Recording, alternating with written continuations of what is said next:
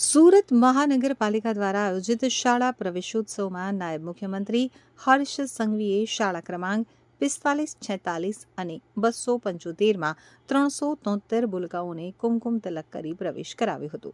આ કાર્યક્રમમાં કેટલીક મહત્વની બાબતો સામે આવી છે। નાયબ મુખ્યમંત્રીએ ગૌરવ સાથે જણાવ્યું હતું કે સુરત મનપાની શાળાઓમાં શિક્ષણની ગુણવત્તા સુધારતા ખાનગી શાળાઓ છોડી અને 4708 વિદ્યાર્થીઓએ સરકારી શાળાઓ પર પસંદગી ઉતારી છે।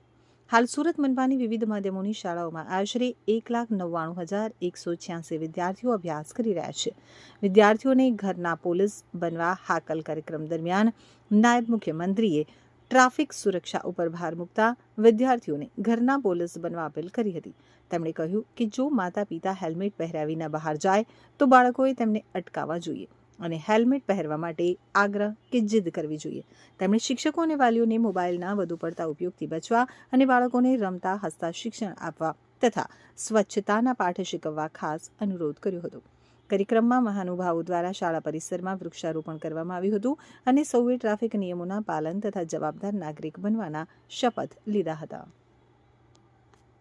લઈ રહ્યા છે એના સિવાયના સિનિયર બાળકો જે 5મા, 6ઠા, 7મા અને 8મા ધોરણમાં છે, આપની શાળામાં તાલી કઈ રીતે વગાડવાય છે?